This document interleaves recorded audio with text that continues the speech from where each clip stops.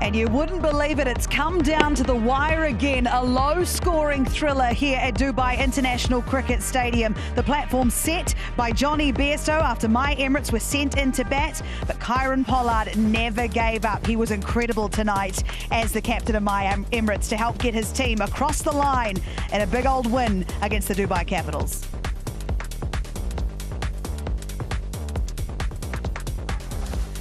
The bowling was simply superb. They lost 8 wickets for 41 runs, the Dubai Capitals. It was a tough old end to the match. Like I said, a real low-scoring thriller. Rashid Khan there we saw was player of the match with his 2 wickets for just 14 runs. And as you can see, I was right, a low-scoring affair, and my Emirates ended up winning by 7 runs. We look at the points table here. Things have changed again. It's 3 and 4 here tonight. My Emirates jump up. They get the points. The Vipers have qualified, of course. And it's a battle of the bottom of the table with the Sharjah Warriors and 80 KR. Hello everyone, welcome into Cricket Safari. Thank you so much for joining us. Rohan Gavaskar, Wasim Akram, who brought me a present today. I'm a very lucky girl, but we're very lucky to have, Ro, I'm looking at you, no present from you, and Romario, I can't see that you've brought me a present either, but Romario Shepherd joins us now. And firstly, congratulations, you got some nerve. You like these last ball thrillers. How are you doing? How do you feel after that one? Feeling great. We were the losing end of 2 of it, so it's good to come out on the winning side tonight. So what's the vibe been like in the camp? You losing Rashid Khan after this one. He's been great in the games that he's played in. You seem though you haven't always got across the line in those last ball thrillers. You're still getting down to the last ball. So does that give you some confidence in this tournament? Yeah, it does, because we're not batting to our full potential. You know, coach told us that even up to today about the way we're batting. So there's a little concern then, but we can peak at the right moment because we have so much batting. I'm batting at number 8, number 9, so it's so easy for us to get 200 and stuff like that. But today wicket wasn't a 200 wicket, but we fight to the end today. But Romario, when did you knew as a team that 137 is a good total to defend? Or was it a good total? Yeah. When I went off, I told the coach and Skip that I think we are shot 15-20 run shot. Yeah. But before we went out in the huddle, he told us that he doesn't care about the result today. Let us just fight to the end. And how good was the big man?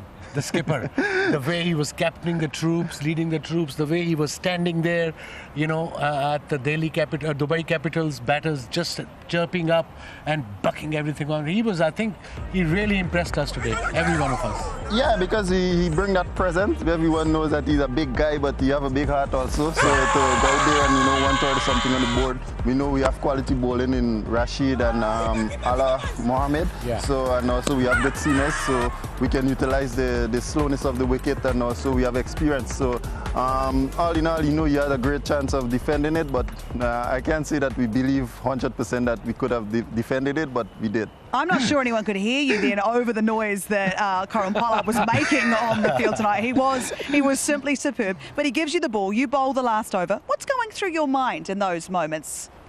Well, at the time I know it's down to execution. I know my plan is simple. Let him hit me where I want to be hit, and that's to the big side. So I try and keep it simple as possible, because you don't want to complicate things too much in the back end, because it's so hard already to execute, and then if you're thinking 2-3 things going through your mind running up, you're gonna end up not executing. So I keep it simple and try and keep one thing in my mind and just focus on myself, take the batsman out of the equation, and I know as long as I execute, it's difficult to hit. And how important it is to be calm, and especially if you're bowling the last over, although you were kind of defending 16, 17 runs. For any youngster bowling the last over, that keep it simple.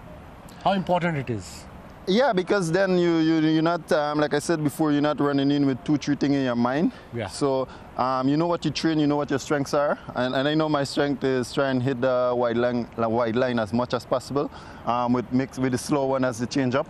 So tonight, especially the slow one was very difficult for me to hit. So I know if it's difficult for me to hit, it's going to be difficult for any other batter. So that's some of the stuff I take information, especially when I bat first, what is hard to hit on this wicket, and try and execute that whenever I'm bowling. We saw a big celebration from the skipper and Rashid Khan when Rovman Powell got out. Was that because it was a plan that came together? I think it was a plan came together, and also we know at that stage of the game, if we can get a rough man out, that was the margin between us winning and losing, because he's one of the guys who can hit those slow balls very far.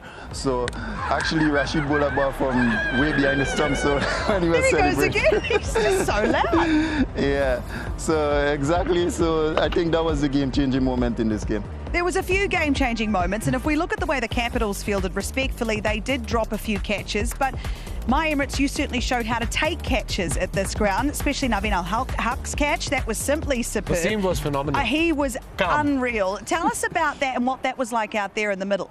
You know, that was something that mentioned when we were working out. He told us that they dropped 7 catch. If we take all of our chances, we're going to win the game. So that is something that he mentioned to us before we went out. So when Naveen took this catch, it was a game-changing moment, because had that ball gone for 4, you know, it would have been a difficult task to try and defend 12 with 5 balls to go. So, you know, well done to Naveen, and also Wasim on the boundary taking those 2 catches in his over. That was very cool. So, Wasim, when we look at the Capitals in those 7 drop catches, is it like sort of getting it cold? Once you drop one, then the next person goes, and then the third person's out there thinking, please don't let this ball come anywhere near me. Like, what happens out there? Look, once you drop catches as a team, that thing has been done. And when they came out to bat, chasing winning for 138, they just had to bat 20 overs. They started off well. It's all 51 for 1 in 6 overs, and 15 overs to go, say 14 overs to go with 9 wickets in hand. Just had to bat. Joe 5 and over. 4 and over, 5 and over, maybe a boundary after 2-3 overs. And if you had a partnership going, the other team, the team who's kind of defending, they probably would have been under pressure. They probably lost hope. But they were just throwing away wickets, run-outs. I mean, I'm not taking the credit for it from the bowlers. The spinners bowled beautifully. But I think Dubai Capitals had to blame themselves losing that particular game. At one stage, they were just kind of cruising when they were chasing. So, Romario, you guys must be feeling really good after this win. You're halfway through the tournament. What's the vibe like in the My Emirates changing room at the moment? Well, all in all, tonight is fantastic that we got over the line. So, you know, any 2 points, you take it any day, and we know how tight the table is. So from here on, we know we have to, you know, try and bat better, because the batting we have on paper, we're not actually producing to show the result that this is the kind of caliber player we have in the batting lineup. And I think your main guy, Nicky P, he's struggling a bit, but he's the sort of player, if he gets one quick 40, he'll be back in his nick, and he's a match winner. Yeah, exactly. So, all in all, when you can get points with a quality player like Nicky struggling, it just shows the strength of the team. So, all in all, I hope that, you know, next game he can come good for us, and we know how dangerous he can be. He can win a game by himself. So, absolutely. Hopefully. Well, Romario, it turns out you can too, actually, to be perfectly honest with you. But thank you so much for coming and chatting to us after the game. We really appreciate it. Go and enjoy the celebrations tonight. We'll see you at the next game. Thank you. Thank you very much. Thank you. What a legend. He's such a lovely, lovely man. So, Ro, I want to talk to you about these drop catches. What's going on there? If we have a look at them, there were 7, so don't go anywhere. There's a few to go through here. But it went sort of from bad to worse. Yeah, and honestly, Capitals. when you have a look at most of these catches, these are schoolboy errors. This was slightly tough. This should have been taken comfortably. This again, right in the pouch and out. There were a couple of them which were slightly tough, but look, all in all, you've got to be thinking it's butterfingers today. Again, maybe the difference between winning and losing. Having said that. Well, see, now you missed that, but you had no issues with that. You took that with one hand. Ruji's throwing catches from behind that. Look at this. Now that's one hand. Look, I'll hold your mic. You show us how we should be doing it. What's a good technique? I'm the last person who's been explaining how to do catches. That was actually a bit safe. But I suppose, T20 format is a fast-paced game. It's difficult. What's his name? Nabi. The high catch is probably difficult because of this ring of fire. But the idea of a high catch is, first of all, you come under the ball, set yourself, and then try to catch it. You can't just go like this. You stand under the ball, focus, balance, deep breath, and then, of course, you take the catch. Are we prayer as it comes down as well? Yeah, prayer as well, obviously, with it. But eyes on the ball, eyes on the ball. Some catches were difficult, but over and all, this can happen to anyone. Nabi is one of the top fielders, safe fielders, Duplay as well, as I said. They're all good fielders, actually. Yeah. They drop catches, so it can happen to anyone. It does. It happens. We know that happens in cricket. But let's talk about My Emirates a little more. The winning side. There were so many positives to look at. When you see Rashid Khan, who admittedly took took a bit of tap in his first couple of games, actually. Quite unusual for Rashid Khan. He's sort of come into his own now. This is his last game tonight. He heads off to South Africa. How big a hole does he now leave for my Emirates? Certainly after you see tonight's player of the match performance. And I think they will play Shakib, am I right? They'll play Shakib. Look, it's what Romario Shepherd said. He said, look, Nicky P hasn't been in form. Along with that, you got to say Rashid hasn't been in form as well, but they've managed to churn out a few results. I think, look, every time a player like Rashid leaves a side, whether it's my Emirates, it could be any team in the world. Those are big shoes to fill. Only because and he's got the ability to pick crucial wickets. And on one thing I picked up today in his bowling, he was bowling a lot more googlies than leg breaks, am I right? Yes. Well, look, again, he's one of those who knows if you're defending a score of 120, 130, 140, a low score, and if you've got a bowler of Rashid's quality and ability in your side, you still think you've got a chance. Yeah. You think that, okay, if Rashid can bring his A game to the table, he'll pick up 2 or 3 wickets and we're in the hunt. So that's what he brings to the table. Absolutely. Doubt in the batsman's mind. That was his 45th player of the match performance tonight, which is, well, it's not too shabby, really, if you think about it. 45th. Oh, my God. Oh, exactly right. Yeah. Naveen Al-Haq was superb with the ball and in the field. In the penultimate over, he was huge in that. What did you like about it? I just liked him, the way he bowls the slow balls. He read the wicket very well. He knew there's no point bowling pace up if you're going to bowl slow ball into the pitch, and he's got a couple of wickets. And this was the first one, slow ball.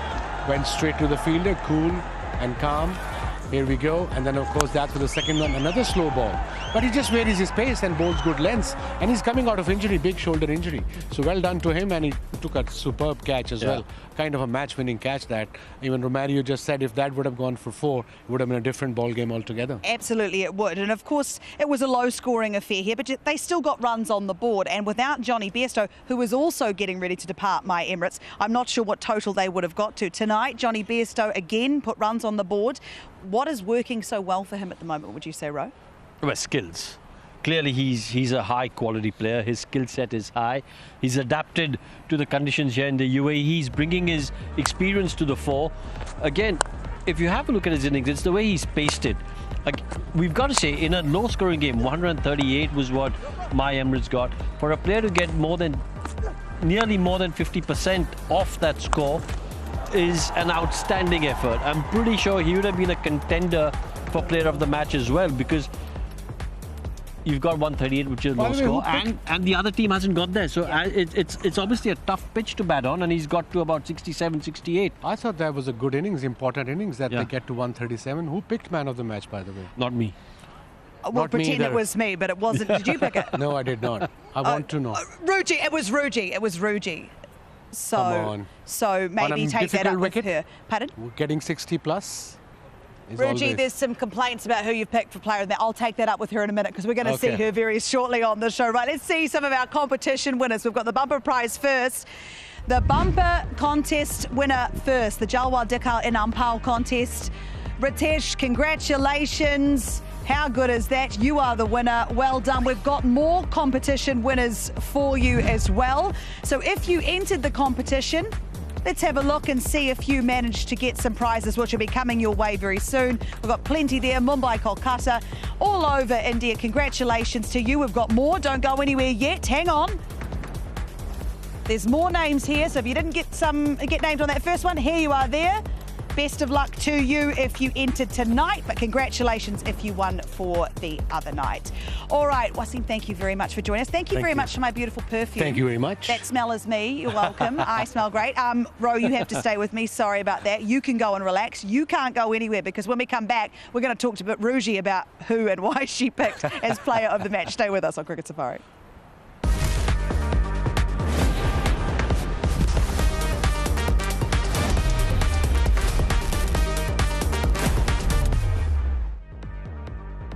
Welcome back to Cricket Safari Match 18. It's gone down to the wire again. My Emirates winning by just 7 runs in the final over, a low-scoring thriller at Dubai International Stadium.